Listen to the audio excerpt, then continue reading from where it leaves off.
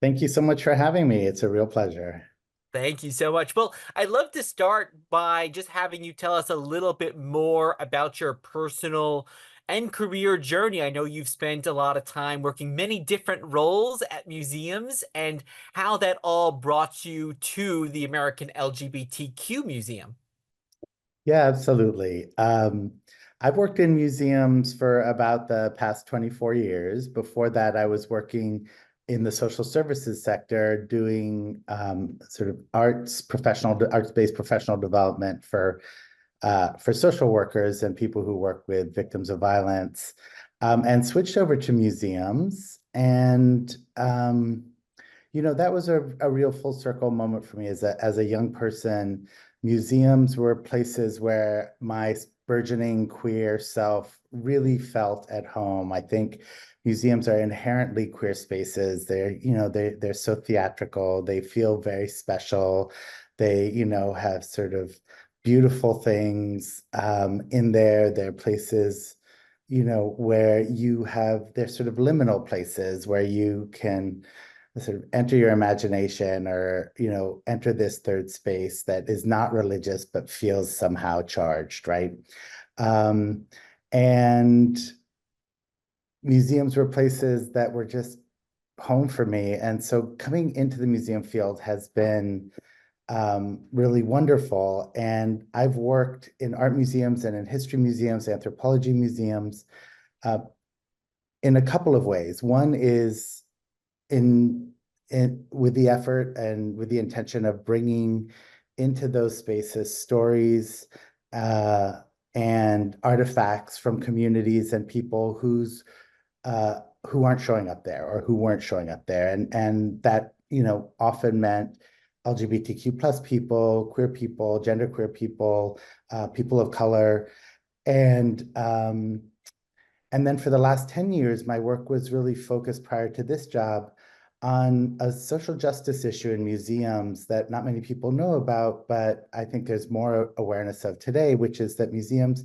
really played a terrible role in the Mm. separation of Indigenous people, Native American communities from their cultural traditions, from their belongings, and quite literally robbed the graves of Native American communities and put those ancestral human remains into laboratories and on display.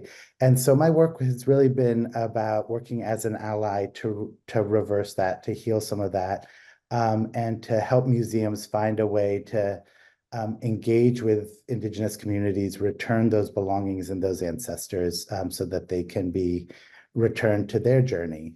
And this job came up after a whole bunch of that work had happened at three museums, and I really saw it as very connected, a chance to serve a new set of ancestors whose stories and legacies had similarly been erased, ignored, whose remains hadn't been desecrated in the same way, but there has been a very intentional effort to erase the lives and culture and contributions of queer people over time. And so this museum felt like a chance for me to work for a new set of ancestors with whom I feel a more direct lineage, um, and to reconnect rising generations of queer people with ancestral wisdom, knowledge, with the stories of the people who came before us and who were in some ways like us. I love that. And that's something I have certainly done as I've gotten older, is really trying to look into queer history and connect with elders. So many of that we lost either because of the AIDS epidemic or also in terms of, as you were just saying, people's legacies being erased. One of my favorite things is to walk around the museum and I'll just be drawn to a piece of art. It's almost like art gaydar, because then I'll take a picture of it, go home and look it up, and it was like, ah, it was a queer artist. Like something in that piece without it even being spoken is there. So I love that there's also going to be a place to highlight all of this history and really uplift this as well. And that, like, I'd love to hear also more about the history of the museum. There's a great history on the site. I encourage everyone to check that out because it really kind of goes step by step through it. I'd love to hear a little bit more about what the history has been up to this point, and also what is the core mission of the American LGBTQ plus museum. Yeah, absolutely. I just popped the link to the site into the chat for folks who want to check it out. The museum was founded in 2017 by a small group of longtime activists and advocates for LGBTQ plus rights and liberation.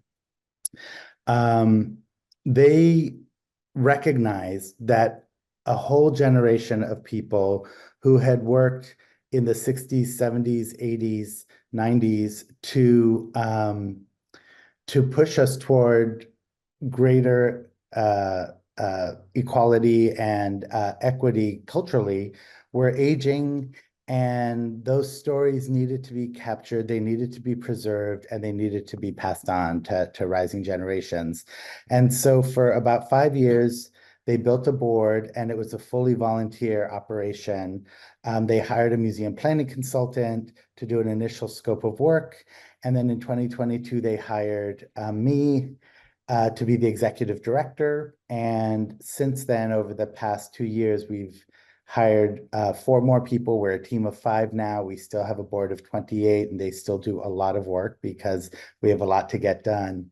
The museum was envisioned to be part of the cultural arm of the ongoing movement for queer liberation, that we wouldn't just document that history, but we would be a part of it, and we would have a perspective on it, and we would work to push back against the rising moves towards erasing our existence and our history in schools and other places by creating a place, a permanent museum that would document, preserve, and share all of those stories and all of that history. Collaborate with the hundreds of other queer history organizations and archives that have been in existence already. And our focus would be exclusively on creating exhibitions and educational experiences for, for adults, families, and young people. Our vision is one in which all people work toward and experience the joy of liberation. And one of the things about this museum is our board was very intentional to make sure that from the beginning, it was seated in the right way, that the representation in that board really represented the breadth of our community. So we're a majority BIPOC board.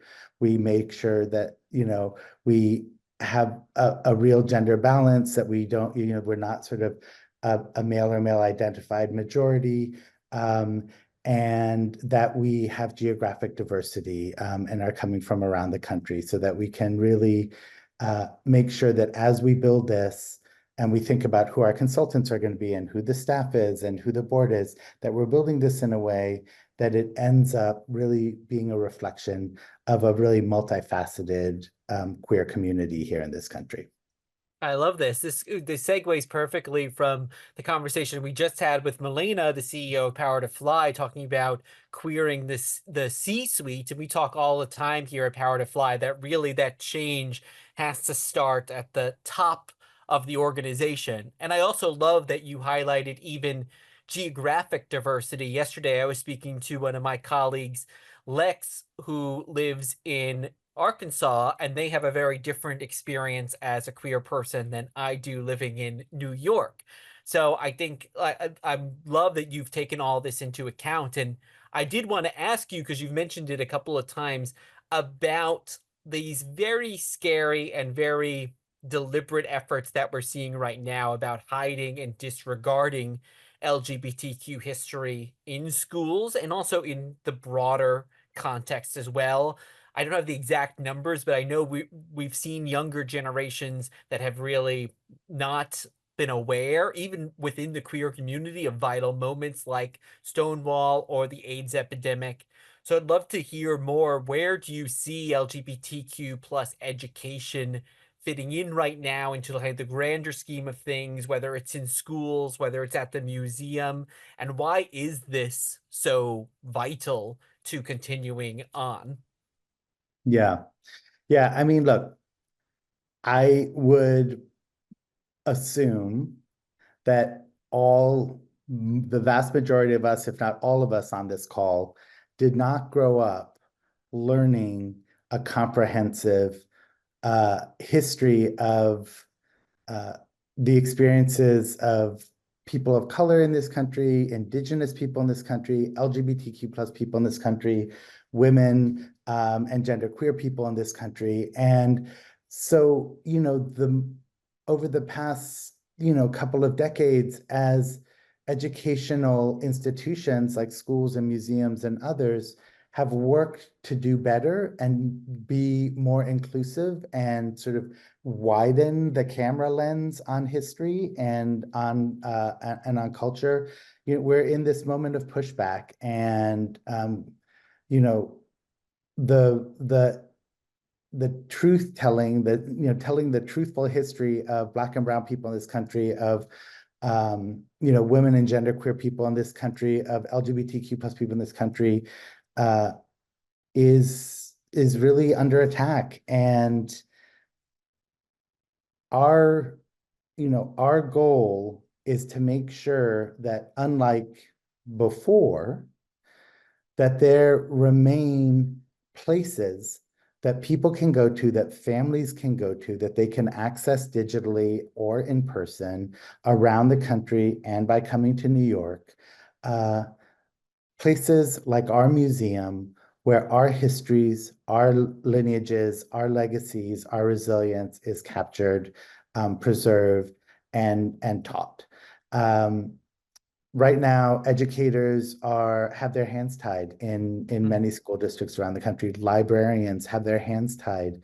And so it is up to us working in the private nonprofit sector and in the private sector to pick up some of this, because those battles need to be fought.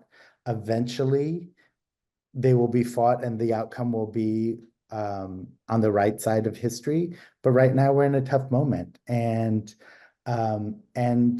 without knowing our role models, without understanding that we're part of a community, it is very hard to have that self-confidence, that sense of self, that sort of inner strength to just survive as a young genderqueer or trans person, as a young gay, lesbian, bisexual person.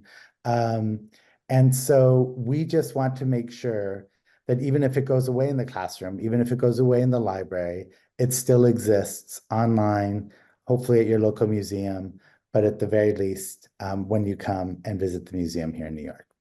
I love that. And are there ways that you are now or plan on in the future working with schools and libraries and other organizations in that way to enrich their programming? Yes, absolutely. I think our approach with schools and teachers and students has two parts to it. One is for school districts and where they're interested in doing better and deeper and more nuanced instruction around LGBTQ plus history. We want to work with them to help develop those curricula.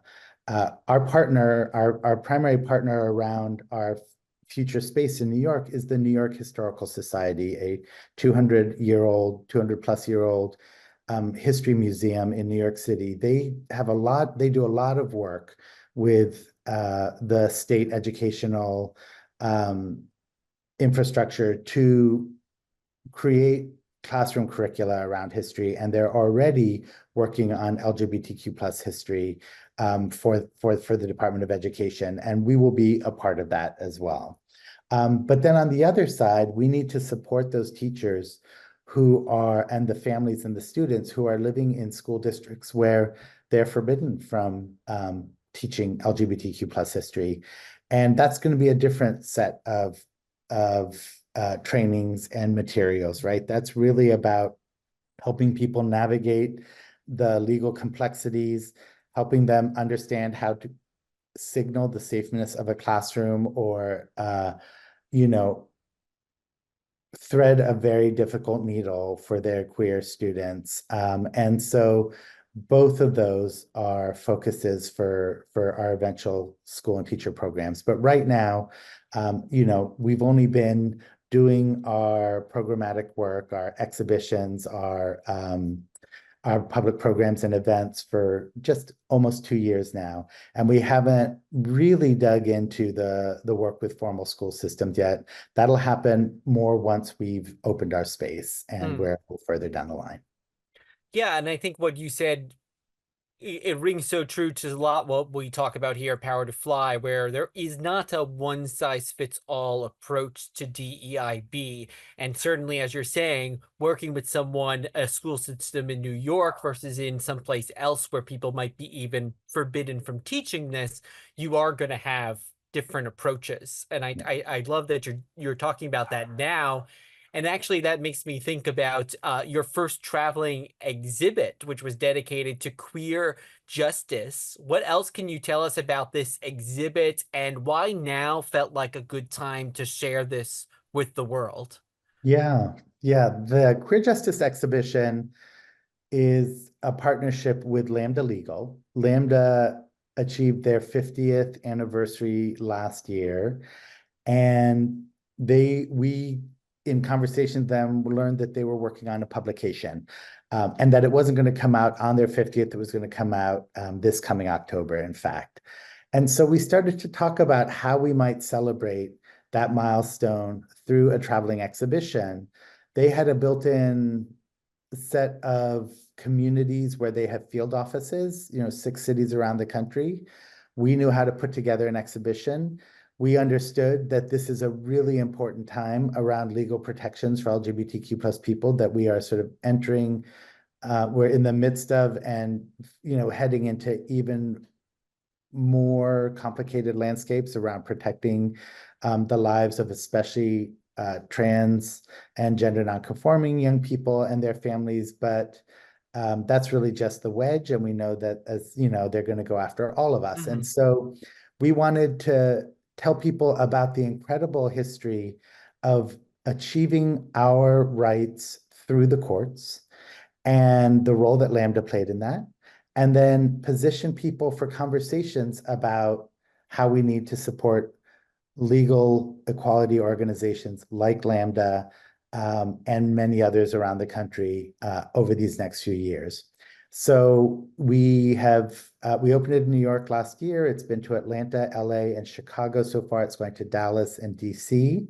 All of those are the cities where Lambda has field offices. Mhm. And then what's happened is we've heard from LGBT centers and museums around the country who are interested in bringing it. And so we expect there'll be another year where it goes to Boston and San Francisco and Fort Lauderdale and Indianapolis and some other places that have been reaching out.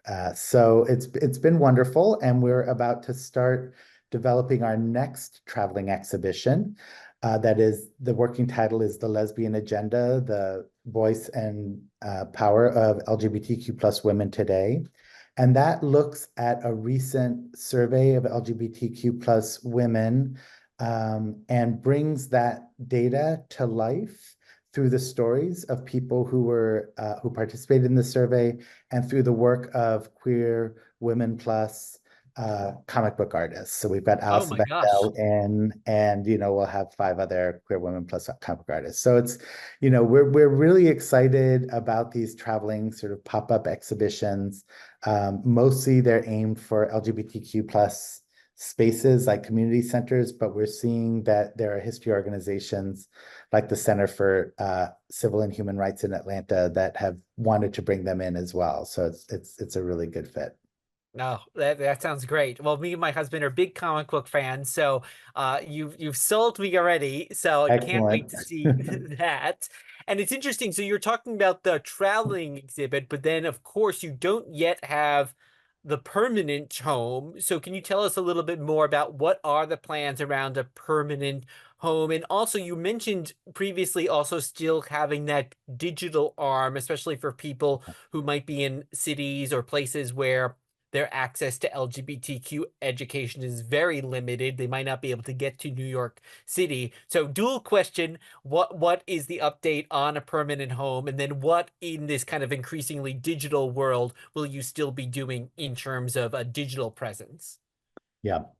So yes, I mean, our approach has three legs to the stool, because we understand that we can't just create a space in New York and that's the end of it. We want to make sure that we are showing up where queer people are living around the country. We want to show up, especially where queer people have less access to cultural experiences that center queerness. And so the three legs are traveling exhibitions, which we just talked about, our first home in New York, which will be in a new wing that's being constructed at the New York Historical Society on Central Park West. Construction has begun. The building will be completed in 2026. We expect to open our space in 2027. That will be, we have the fourth floor of the building dedicated for our core exhibition, about 5,000 square feet. We're working with an amazing exhibition development firm, the same one that did the National Museum of African American History and Hmm. Culture that opened in DC almost 10 years ago, and that are working on the Obama Presidential Center right now. So they're going to work with us to create our permanent exhibition there at the New York Historical Society. We'll also have shared space there for events and auditorium and classrooms, and we'll have a roof terrace for outdoor programs. So that is going to be wonderful. We expect to open that in 2027. So please sign up for our communications, go to the website, sign up for our e-newsletter. We only send it out once a month, so we won't like fill your inboxes, so that you can keep track of that. Because when that opens, that's going to be a really wonderful milestone. And then the third leg is digital. And this is where we're going to see the most people, because even though our goal with traveling exhibitions is to show up at history organizations and centers around the country, people mostly aren't going to be able to get to the physical locations. Mostly people will be able to access us online. And so our goal there is to create a series of born digital, gamified experiences connected to queer history that help people who are living in sort of social isolation or in places where they can't express the fullness of their identities, sort of find uh, really reliable and compelling experiences and online exhibitions connected to queer history, places where people will be able to find community as well. And, this is going to also be a place where we can, have some level of digital access to important collections and artifacts, a place to have digital access to all the exhibitions that we create and travel. We'll have sort of all of the media from those exhibitions available on this. And, it will all be housed on a website, but our plan is to meet people on the social platforms where they Hmm. already are, not to try to get people just to come to a website, but to show up on Insta and Facebook and X and other places, with the many people who are doing wonderful work on YouTube and other platforms, TikTok, around queer history. And so we have a whole digital engagement strategy that we haven't rolled out yet, but we're going to be working to develop that and roll that out. Our hope is to roll that out 6 months before we open the physical exhibition. Amazing. Yeah, I think that's one of the reasons why we do these summits virtually is people always ask, "Oh, are you going to do an in-person event?" But our in-person event, we could have like 200 people attend, but we have 8,000 people registered for this event, people from all over the globe, and then these talks like this one we're doing now, maybe you're even watching this as a recording down the line. So this will be able to live on for folks that aren't able to access. I think it speaks so much to people who are not able to like access things in the same way. So I think I love all of this, and certainly I think during the pandemic, I was seeing so many great LGBTQ history things that were popping up there through like the LGBT LGBTQ historic sites organization in New York. So I love this, Ben. And before we let you go, you mentioned already on the website, and you have a great newsletter that only comes out once a month, but any other ways that individuals can get involved, contribute, and stay up to date on what the museum is doing? Yeah, absolutely. I mean, please follow us on the social platforms. And it's LGBTQ underscore museum and sign up for the communications.